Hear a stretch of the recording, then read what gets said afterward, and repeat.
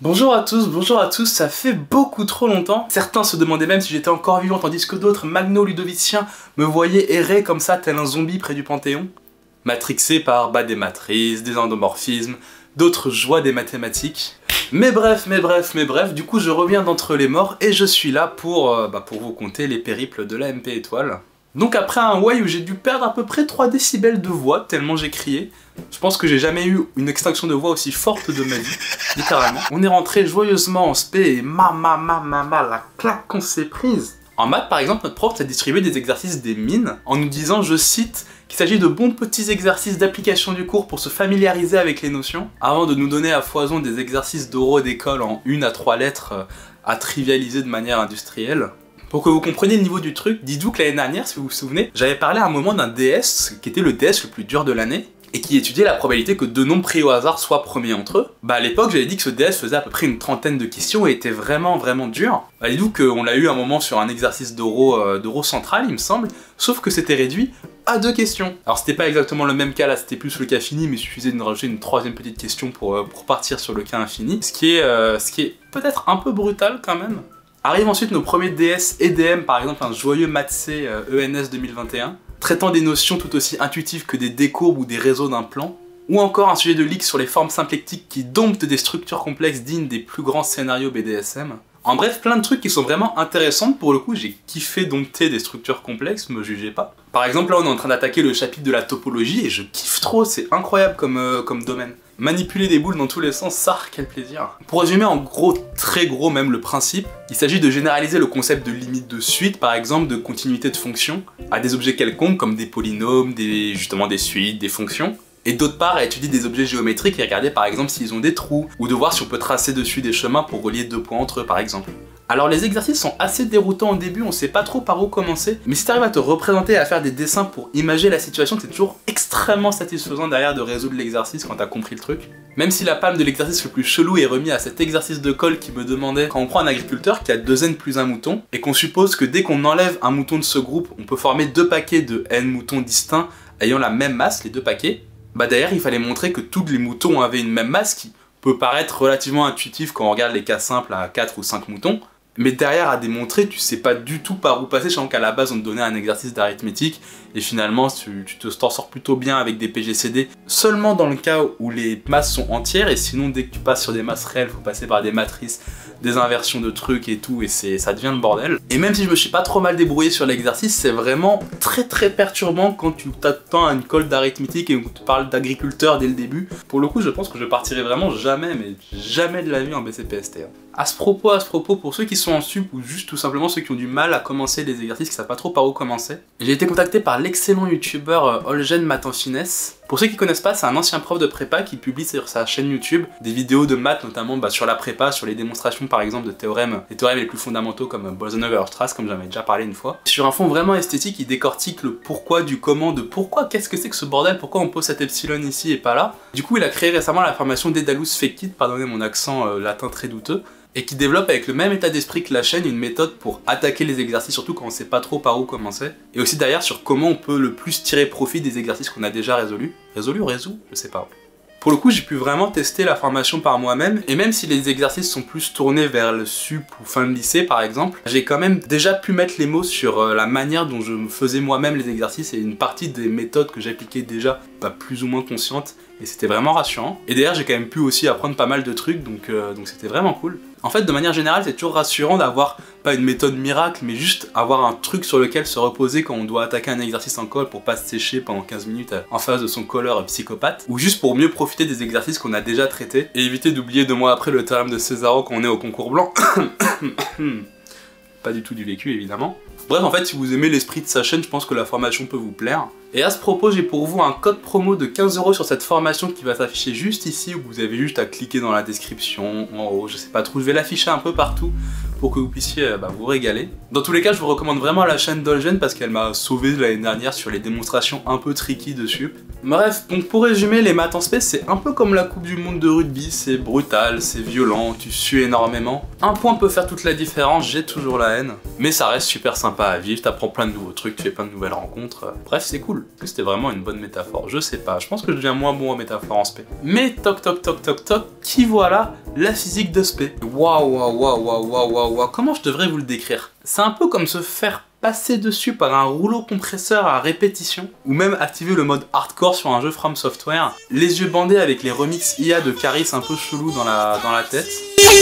Ne serait-ce qu'avec l'électronique et la mécanique, donc des notions qu'on est censé avoir déjà vues en sup, bah les exercices deviennent archi durs. Je fais actuellement jour et nuit des cauchemars sur les questions du style discuter ou commenter le résultat, où on te demande d'intuiter sur 2 pages la précession de la Terre autour de la Lune ou le mouvement de singe autour d'une poulie qui attrape des bananes. Je pense que la seule chose qu'on n'a pas étudiée, c'est les énormes claques qu'on se prend dans la gueule de manière continue. Et l'électromagnétisme, aïe aïe aïe aïe aïe aïe aïe aïe aïe aïe aïe aïe. Alors pour le coup c'est vraiment passionnant parce qu'on étudie des choses comme les résistances, les condensateurs, les champs magnétiques, mais de manière vraiment approfondie, on regarde d'où ça vient et comment on peut réellement définir ce que c'est une résistance, un condensateur, avec des lois autres que des lois empiriques. Et on commence à utiliser des outils vraiment stylés comme la divergence, le rotationnel, les grosses intégrales triples là avec des ronds au milieu. Bref, tous les trucs clichés de maths, de films qu'on a pu voir dans les séries, les trucs comme ça, qui ont l'air ultra durs mais ultra stylés. Bah ça reste quand même extrêmement dur parce qu'on comprend la moitié des trucs et je passe des heures et des heures à décortiquer toutes les démos de mon cours de Maxwell-Gauss, de théorème d'Ampère et autres. Au secours, ma caméra a décidé de planter mais je reprends, où est-ce que j'en étais? Oui, donc je disais que la vitesse aussi des cours est effrayante. Vraiment, notre prof, c'est le cliché de la prépa, il a pas le temps. Hein. Pour l'instant, depuis le début de l'année, je dois avoir plus d'une centaine de cours d'électronique, 150 pages de mécanique et près déjà de 60 pages de cours d'électromagnétisme. Vraiment, c'est effrayant. Pour vous dire, la dernière fois, j'étais allé chercher un café à la machine juste avant le cours, bah j'ai pas pu le toucher des 2 heures tellement je grattais. Et que je prenais à chaque fois 2 tableaux de retard dès que je clignais des yeux un peu trop fort. Finalement, le début de l'année a été assez difficile en physique. J'ai rempli pour la première fois un autre cliché de prépa qui est d'avoir moins d'1 point par heure de DS. C'est assez difficile honnêtement, mais j'essaie de m'accrocher déjà pour les concours, mais aussi parce que ce qu'on étudie est vraiment très stylé. Et ça donne envie de les comprendre. Concernant l'anglais, le français et l'ASI, c'est à peu près la même chose qu'en sup, même si la charge de travail est un peu plus forte vu qu'on approche des concours, notamment en français par exemple. Par contre, je reste traumatisé par cette colle d'anglais où j'ai dû passer une demi-heure à discuter avec mon colleur de sexe dans les religions. Vraiment, si je tombe sur le mot onanisme pendant mes oraux au concours, je frôle la rupture d'anévrisme. Et oui, on devient poète aussi en spé. En fait, au global, le début de l'année en spé est vraiment assez rude pour ma part parce que tout s'intensifie énormément. Alors que j'avais vécu une sup relativement chill, évidemment, toute proportion gardée. Dites-vous que cette année, je suis régulièrement en panique au milieu de la semaine parce que je me dis mais j'aurai pas le temps en fait matériel pour finir tout ce que j'ai à faire avant la fin de la semaine. Et là j'ai actuellement sur mon téléphone une to-do list énorme de trucs en retard à rattraper plus long qu'un sujet central horrible. En fait je me rends vraiment compte de cet effet de prépa du il n'y a pas assez de temps dans 24 heures ou même dans une semaine pour réussir à tout boucler et à tout faire bien. Oui, il y a vraiment des trucs où il faut zapper, où il faut passer moins de temps et faut peut-être en partie sacrifier aussi. Même si malgré tout, je reste convaincu que c'est ça le charme aussi de la prépa, on va dire. Et là, déjà aux vacances, je trouve que je me suis plutôt bien adapté déjà au rythme de l'aspect par rapport au début de l'année où vraiment j'étais en panique totale. Là ça va mieux et puis on continue à se taper des très bonnes barres, notamment quand on a le cerveau explosé après 4 heures de maths ou de physique, ça vole souvent pas très haut. À se tailler des petits apéros dans une salle de colle entre 2 exercices de réduction ou juste à regarder des matchs de la Coupe du Monde autour d'une petite bière évidemment toujours raisonnable. Je vous vois toujours les Magno ludoviciens déchirés. C'est compliqué à dire en ce moment. Et finalement profiter à fond et savourer les quelques petits moments de détente qu'on peut avoir et qu'on a acquis à la sueur de notre front. J'extrapole un peu mais je pense que c'est vraiment aussi l'une des richesses de la prépa et l'un de ses aspects formateurs qui est de nous apprendre à profiter au maximum et à mériter les récompenses qu'on acquiert dans un monde où on est abreuvé de shots de dopamine à travers les réseaux.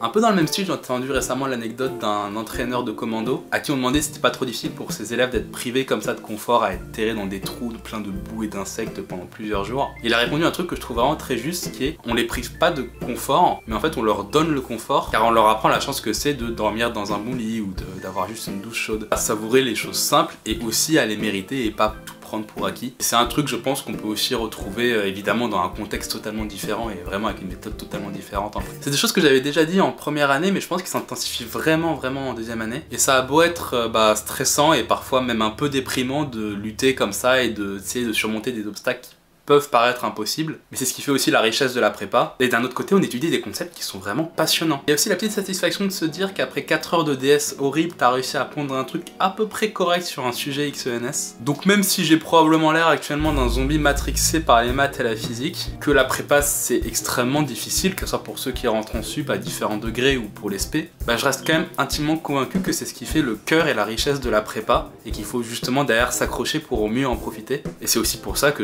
qu'on a décidé de marcher sur ce parcours. Donc derrière, il faut juste s'accrocher, profiter des bons moments qu'on a avec ses amis, avec les moments de détente qu'on peut avoir, s'accrocher dans les moments difficiles et se dire que c'est un truc qu'on pourra surmonter quand même, et foncer comme ça vers les concours avec force et honneur. Sur ce, si ça vous dit, n'hésitez pas à raconter en commentaire votre expérience, vous, de votre début d'année, notamment en sup et en spé, ça serait vachement intéressant, je pense. Quelques vidéos sont en préparation, je sais pas si j'aurai le temps de les tourner d'ici la fin des vacances. Sinon, d'ici là, le prochain bilan, ce sera aux prochaines vacances. N'hésitez pas à vous abonner si vous voulez pas les rater, parce que les vidéos risquent de popper de manière assez aléatoire pour le coup. N'oubliez pas aussi d'aller check la formation d'Edalus Fekid, je vous remets le code juste ici si ça vous intéresse, ou même juste la chaîne d'Olgen qui est vraiment qualitative. D'ici là, force à vous, que ça soit en sup, en spé, au lycée, intégré, non vous foutez plus rien vous. Accrochez-vous, le plus dur reste à venir, notamment le mois de novembre, décembre avec l'hiver, donc force à vous, accrochez-vous, et j'espère vraiment que vous allez réussir à vous épanouir quand même. Sur ce, je vous dis à la prochaine, salut!